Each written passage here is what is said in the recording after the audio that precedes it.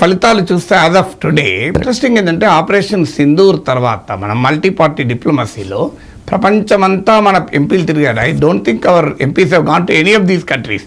So మన చుట్టూ ఉన్న నైబర్హుడ్లో ఎక్కడికి వెళ్ళలే. సో మీరన్న దానికి ఇక్కడ జరుగుతున్న దానికి కంప్లీట్ డిఫరెంట్ కనబడలేదా? అంటే నైబర్హుడ్లో దేశాలతో మన ప్రభుత్వం వైపు నుంచి మాట్లాడడం జరిగింది, విదేశీ మంత్రులతోటి ఫోన్లో మాట్లాడడం జరిగింది. పర్యటనలో మల్టీ పార్టీ డెలిగేషన్లు ఇమీడియట్ నైబర్హుడ్లో వెళ్ళని దేశాలకు వెళ్ళకపోవడం, అది వన్ కెన్ పాయింట్ అవుట్. నేను దాన్ని కన్స్ట్రక్టివ్ సజెషన్, కన్స్ట్రక్టివ్ క్రిటిసిజంగానే నేను తీసుకుంటా. కానీ ఏదైతే రిజల్ట్ వరకు ఆపరేషన్ సింధూర్ తర్వాత జరిగిన ఫలితాల విషయంలో చర్చించినట్లయితే, అంటే will come back to that. Operation Sindoor తర్వాత డిప్లొమసీ ఇక్కడ మీరు అంటే what BJP believes in theory and government practices. Tibet కబ్జా అన్నారు. I don't think that is official stand of government of India. Government of India still consider Tibet and Taiwan as part of China. I'm telling Narendra Modi government. I'm not talking about government of India.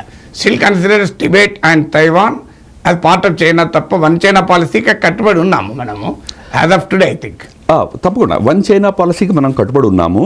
But historically ఇది fact కూడా. 1950 నుంచి మొదలుపెట్టి 1960 మధ్యలో ఒక 10 సంవత్సరాల కాలంలో China పూర్తిగా టిబెట్ని తన కంట్రోల్లోకి తెచ్చుకున్నది. అదే సమయంలో దలై లామా అక్కడి నుంచి తన 1,00,000 మంది అనుచరులతో భారతదేశానికి వచ్చారు. ఇది కూడా హిస్టారికల్లీ అంతే ఫ్యాక్ట్. ఆ తర్వాత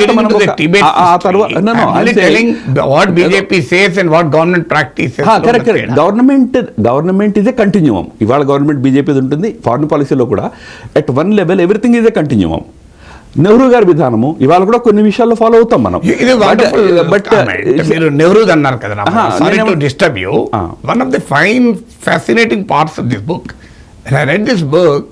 normally I don't want to put you in trouble by asking question with reference to Modiji. But let me tell you, normally trend ఏంటంటే టు డిస్కార్డ్ ద పాస్ట్. అంటే అంతకుముందు ఏమీ జరగలేదు ఇండియాలో. కానీ ఈ బుక్లో you have also referred to the past.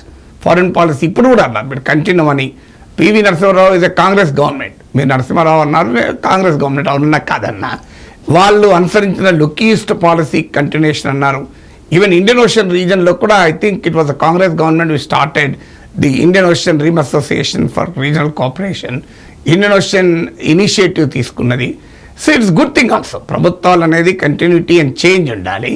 So how do you reflect on this? అంటే ఒక political నరేటివ్మో India was nothing before 2014, India did not exist అనే రీతిలో ఒక political narrative. But when you come to intellectual exposition, you have ఇప్పుడు ఇక్కడ ఇంటర్వ్యూలో చెప్పినట్లే బుక్లో కూడా you have quoted several things which appreciated the past. So you will be your critical of the past also. But how do you react to this? No, డెఫినెట్గా భారతదేశం 2014లోనో 2019లోనో లేదా 1998లోనో ప్రారంభమైందని మేమెవరు ఎప్పుడు అనలే. 75 సంవత్సరాల మన రాజకీయ ప్రస్థానంలో స్వాతంత్రం వచ్చిన తర్వాత అనేక ప్రభుత్వాలు అనేక రకాలుగా భారతదేశపు ఈ ఇవాల్టి పరిస్థితి అంటే అభివృద్ధికి, వికాసానికి అనేక రకాల కాంట్రిబ్యూషన్ చేశాయి. ఎస్పెషల్లీ విదేశ విధానం ఏదైతే ఉందో, విదేశాంగ విధానం ఏదైతే ఉన్నదో, ఇది 2 లెవెల్స్లో ఉంటుందండి. ఒక లెవెల్లో అది కంటిన్యూమ్ ఉంటుందండి. పాత విదేశ విధానాన్ని మనం కంటిన్యూ చేయాల్సి వస్తుంది. ఓవర్ నైట్ ప్రభుత్వం మారగానే విధానం మారిపోదు. రెండోది, ప్రతి ప్రభుత్వము తన యొక్క ఫ్లేవర్ని యాడ్ చేస్తుంది దానికి. మోడీ గారి ప్రభుత్వము ఒక స్ట్రాంగ్ ఫ్లేవర్ని యాడ్ చేస్తుంది. నేను ఇందాక చెప్పినట్టుగా లుకిస్ట్ని యాక్టిస్ట్ లెవెల్కి తీసుకువెళ్ళడము మోడీ గారు చేసినటువంటి పెద్ద కాంట్రిబ్యూషను. దాని అర్థం అంతకు ముందు ఏమీ జరగలేదని కూడా కాదు. నేను అందులో పుస్తకంలో క్లియర్గా రాశాను. కొన్ని పొరపాట్లు జరుగుంటే ఆ పొరపాట్లు కూడా చర్చించాం మనం. దాంట్లో ఆ పొరపాట్లు ఏమిటి, మన టిబెట్ విధానం ప్రారంభంలో ఎక్కడ మనం తప్పుడు అడుగులు వేసాము, ఈ విషయాలు కూడా నేను చర్చించా. బట్ దాని అర్థము it's a very academic discussion. గతం నాస్తి కాదు నేస్తం, అది అనుభవాల ఆస్తి అని నారాయణ రెడ్డి గారు రాశారు, సి నారాయణ రెడ్డి గారు. ఆ అనుభవాలు మంచివి ఉంటాయి, చెడు ఉంటాయి.